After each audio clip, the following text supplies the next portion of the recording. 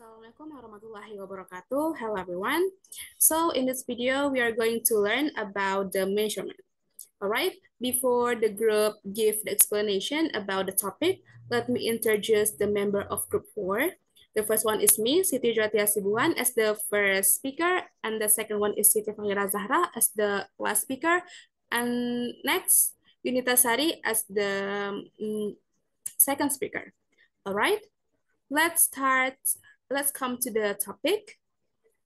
Okay, now let's talk about the difference between metric system and imperial system.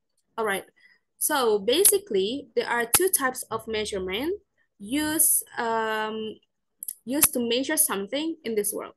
Now, the first one is metric system and the second one is imperial system. All right, let's talk about the metric system first. Metric system is used to measure something by using the meter, liter, and gram as the base units of length, volume, and weight. Now, and then the entire world uses the metric system for measurements, except the Liberian, United States, and Myanmar. Okay, next, let's come to the imperial system. Imperial system is used to measure something by using units like an inch, pound, ton, feet, mile, and yard to measure length, volume, and weight. And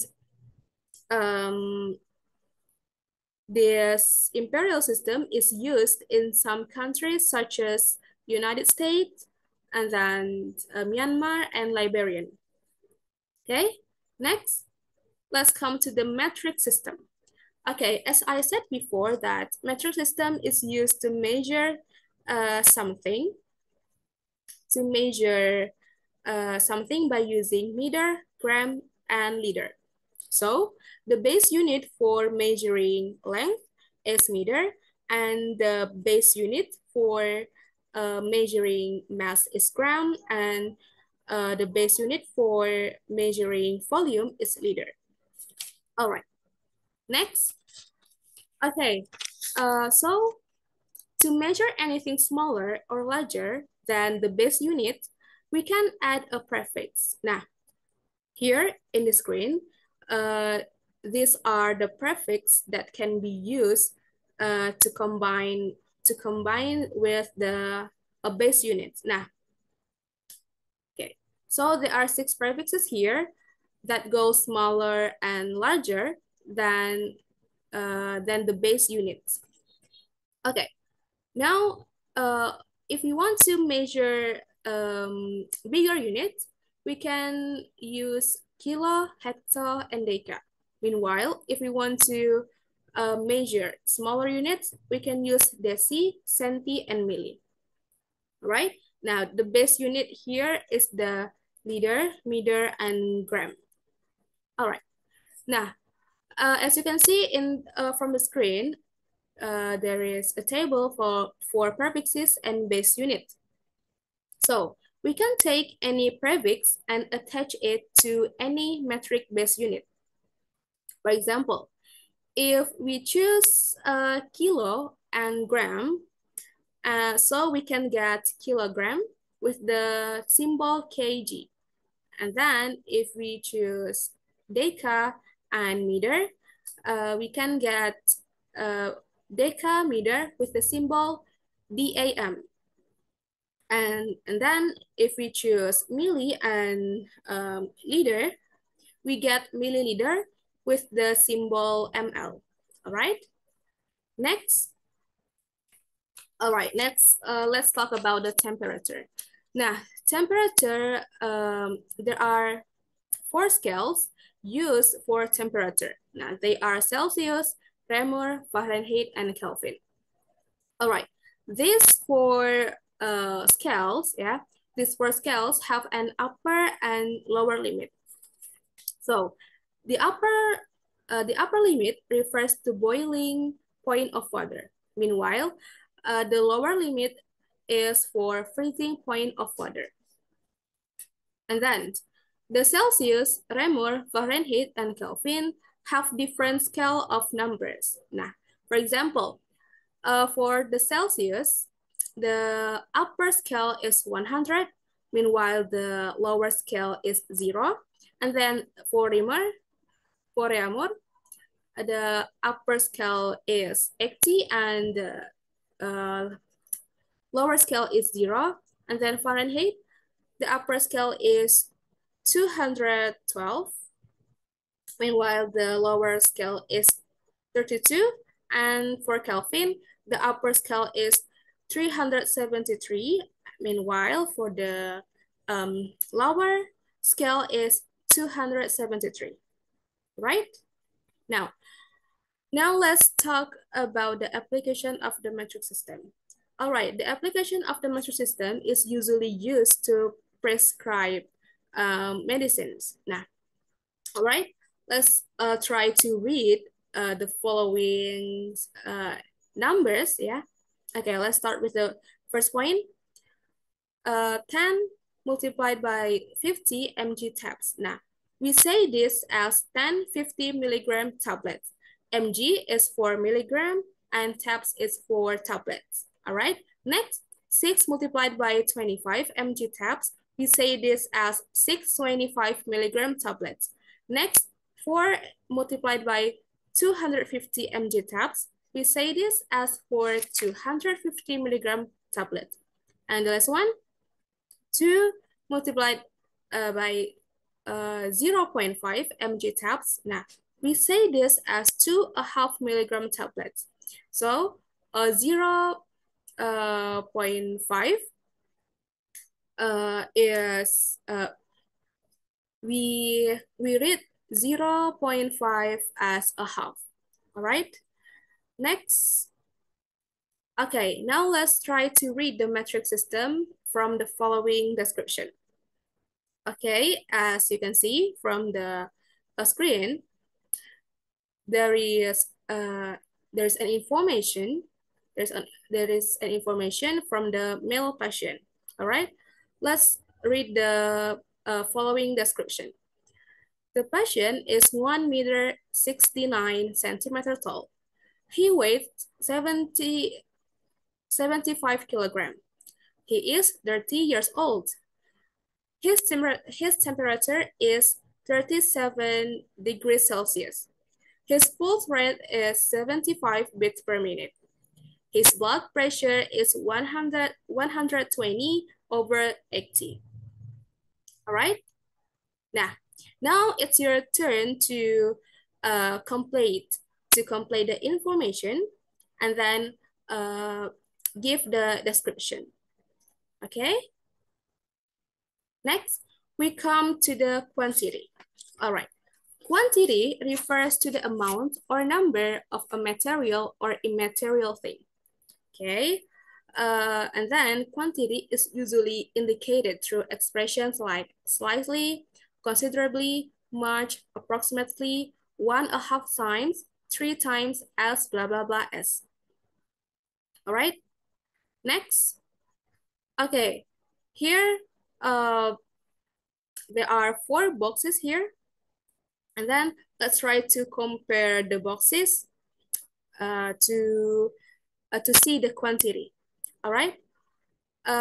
Let's start with the box B and A. Okay. So as we can see, B and A, we can conclude that B is slightly bigger than A. Next, let's compare the box C and A. So it can be concluded that C is considerably bigger than A. Next, let's compare the box D and A. Okay, so we can see that D is much bigger than A. Okay, next, for box B and A, we can see that B is approximately 1.5 times as big as A. Next, let's compare the box C and A. Okay, C and A. So we can see that C is approximately 3 times as big as A. And the last one, for the box B and A, we can see that B is approximately 4 times as big as A. Okay, now let's practice to say the quantity. Okay, here as we can see there is a table, and then I will give two examples to see the quantity from these things. Okay, let's compare the copper and nickel based on their density. Okay, so uh, it can so uh, it can be concluded that copper has slightly higher density than nickel. Now, because as we can see, copper and nickel almost have uh, the same density. All right. For the copper and aluminum, let's compare copper and aluminum based on their density. Okay, so we can see that copper has an approximately 4 times higher density than aluminum, right? For the next material will be explained by Yunita Sari. To Yunita Sari, time is yours. All right, thank you, moderator. I would like to explain about ratio. Okay, guys, do you know what is ratio? Okay, ratio is used to compare the size of two things with the same unit or comparing two numbers of quantity. It's usually expressed by using colon and or slash. Now look at this picture. As you can see, there are two of gear which are the same unit but in the different size. The large one has 100 seats, whereas the small one has 20 seats. So we're gonna compare the ratio of the gear is 100 to 20, or make it smaller, 5 to 1. In the other words, the large gears 5 times as many seats as the small one, or the small one 5 times as fast as the large gears. So now look at the another example. Imagine that a large classroom has 90 students, while the small one has 15 students. So what is the ratio of the large classroom to the small classroom? Yeah, the ratio is 90 to 15, or 6 to 1. In the other word, the large classroom accommodates 6 times as many students as the small classroom does. Now, let's jump into the proportion. Here, the proportion has two proportionality. The first one directly, and then the another one is inversely. Okay, now let's talk about the directly proportionality first. It means if you raise one value, the another one goes up directly with it. Now look at this picture. This picture shows that the relationship between current, this is the current, and that is also the current, and the potential differences. This is the potential differences. So the relationship between them is called directly proportionality. So it's mean that when you increase the potential difference while keeping the resistance constant. So it's called directly proportionality also. The current from 0.5 increased to 1.0. So in this picture, we can conclude that the current is directly proportional to the potential difference. Next, we jump into the inversely proportionality. It's mean if you raise one value, the other one's gonna go down. They are inverse of each other. Now look at this picture. This picture gonna show you the relationship between resistance and cross-sectional area. The relationship between them is called inversely proportionality. That means that as you increase the cross-section, if you increase the cross-section like this, long conductor, the resistance gonna decrease or to be lower resistance. So that's called as inversely proportionality. In the other word, resistance is inversely proportional to the cross area. Resistance with the another area, and then high resistance, we're gonna have a relationship between short conductor. All right, now let's jump into the unit 3. In the unit 3, we're gonna talk about frequency, tendency, and probability. Now let's talk about the frequency first. Okay, now look at this word. Do you know, guys, what kind of this word? If you know, don't forget to write it down in the comment section below. All right, this is a verb of frequency. This is usually used in science and technology.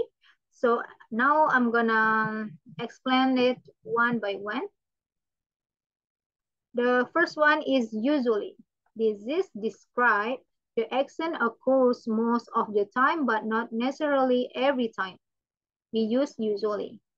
And then occasionally, similar with sometimes, this indicates infrequent occurrences. Now let's jump into this sometimes. Sometimes is describe the action occur occasionally, not regularly. Next, often. The action happen frequently, but not as consistently as usually. Now let's talk about never. Never is describing the action does not occur at all. So we use never. Now rarely. Rarely, this means the action almost never happen. We're gonna use the rarely. Now, always. The action occur all the time or on every occasion. We use always. The last one is frequently. Frequently is used to describe how sometimes occur or it is done. It's done. Okay. Now, look at this example. We're gonna replace the word most into the word of a verb of frequency here. For example, the first statement, most cutting tools are made of steel. Now, here we're gonna thanks or reply the word most into the usually. But remember that at verb of time, we put the before the verb. For this example, we're gonna reply with cutting tools are usually made of steel. The word usually occur before the verb made. All right, now let's jump into the another example to make it clear. Now, let's take the following statement, the 5 statement below, into those frequency that use frequency using word in blanket here. So we're gonna replay the statement into using those frequency, word of frequency. Now, I'm gonna give you one example here. A statement, a few cutting tools are made of ceramic. We're gonna reply with tools are. Then we put the occasionally word here before the verb.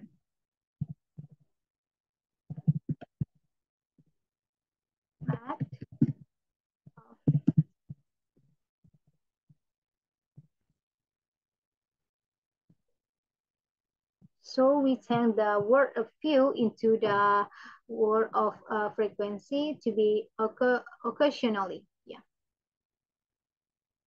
Next, the second statement, some cutting tools are made of diamond. So the word some we can replace with sometimes, but put in before the verb made. For example, cutting tools are sometimes made of diamond. Sama seperti selanjutnya kita memasukkan word of frequency before the verb. Like number 3, most cutting tools are made of high-speed steel. Reply with cutting tools are usually made of high-speed steel. Next, no cutting tools made of cast iron. It's gonna reply with word never. So cutting tools made never of cast iron. The last one, manufacturing tools are made of high carbon steel, and then we put the frequency here. It's gonna be manufacturing tools are frequently made of high carbon steel. Now, let's jump into the next material. We're gonna talk about tendency. Tendency is describing the general pattern or likelihood of particular outcome. For example, look at this picture. Here, the river. So in this diagram, share because the diameter is too small to resist to sharing the force Fs here and then here. Based on the fact here, we can make generalization that rivet tend to share if the diameter too small to resist to the applied load. We can also say that rivet are likely to share if their diameter too small to resist the applied load. In this tendency, we usually use word praise tend to or are likely to. Let's jump into the another example. Let's considering the following diagram here. Now, what observation that you can make from this picture, and then what generalization can you make from this picture? Okay, I'm gonna explain first. This is the rivet, and then this is the near edge. This is the metal. So we can make observation that the rivet have split the metal near the edge of the plate. So generalization here, the rivet tend to or likely to split the metal if it too close to the edge of the plate. All right, guys, now let's move to the another material. There is probability. Probability is used to assess the likelihood of event, managing uncertainty, and making informed prediction based on incomplete information. Now look at this picture or graph. Imagine that a given machine has to produce component with the diameter within the limit 49.987 to 49.995. This is the limit. Now we're gonna make the probability of this picture. The first one is the machine producing a component, the diameter of which is within the range 49.991 to 49.992 millimeters is very high. The probability is very high. Now the second one, within the range 49.992 to 49.994 millimeter, the probability is high. The next probability is within the range 49.994 to 49.995. So the probability is considerable. Next, the probability is within the range 49.995 to 49.996. So the probability here is low because this upper the limit. Okay, the last prediction or probability is the machine producing a component of the diameter of which is greater than 50,000 millimeters. The probability is gonna nil. Okay, that's all from me. I'll give it back to the moderator. Thank you. Next, we come to the last material that will be explained by Siti, Fakhira, Zahra, Soamperi. To Siti, Fakhira, time is yours.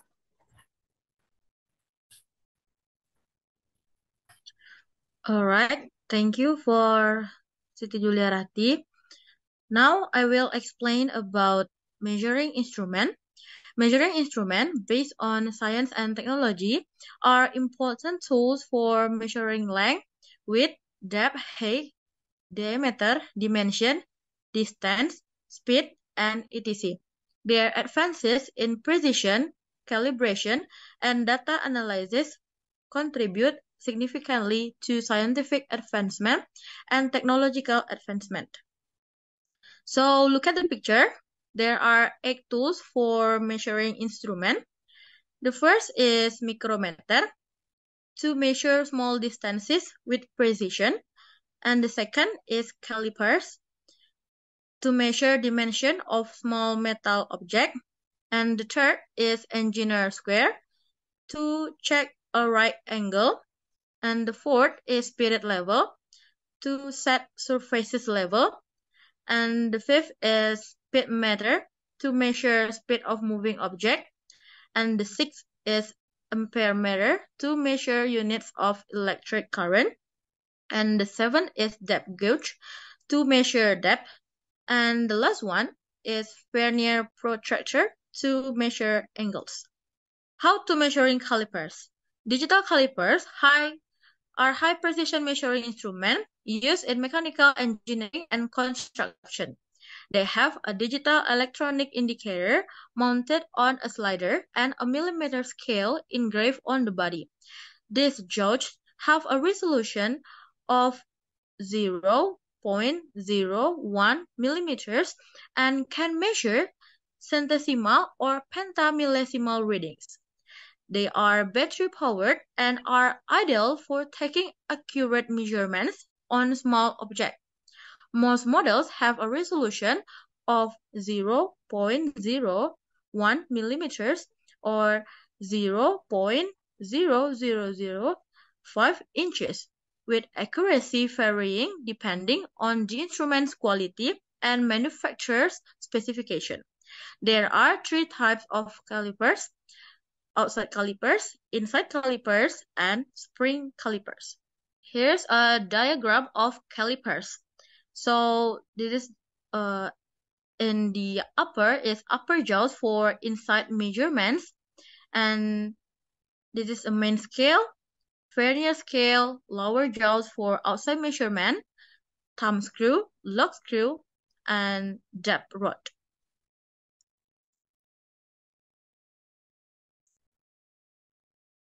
Alright, now we will talk about how to operation of measuring instrument, micrometer. Measuring micrometer, the first one is types. Micrometers are available in different types, including outside micrometers, inside micrometers, and depth micrometers. Each type is designed for specific measurement purposes. And the second is zeroing. Before taking measurement, ensure the micrometer is properly zeroed. Close the micrometer jaws and adjust the 0 point on the scale or digital display to align with the reference line. And the third is placing the object. For outside micrometers, place the object between the anvil stationary jaw and the spindle movable jaw. For inside micrometers, insert the measuring faces into the hole being measured. 4. Taking measurement. Rotate the thimble or ratchet knob to move the spindle toward the object until it makes contact. Read the measurement from the scale or digital display, considering both the main scale and the rotating thimble scale. And the last is interpreting the measurement. Micrometers typically have a resolution of 0.01 millimeters or 0.0001 inches, allowing for precise measurements. The measurement is read as the value on the main scale, followed by the value on the rotating thimble scale. Next. This is a diagram of a micrometer. In the upper we have anvil, spindle, main scale, circular scale, and measuring faces. And the lower we have U-frame, sleeve with vernier graduation, thimble, and ratchet stop. Alright, this is the quiz time. So if you want to answer this question, you can discuss with your friend. Alright, that's all from me. Back to the moderator. All right, thank you to Siti Fakhira Zahra for explaining the material. Okay, guys, this is the end of our presentation. Thank you guys for your nice attention. Assalamualaikum warahmatullahi wabarakatuh.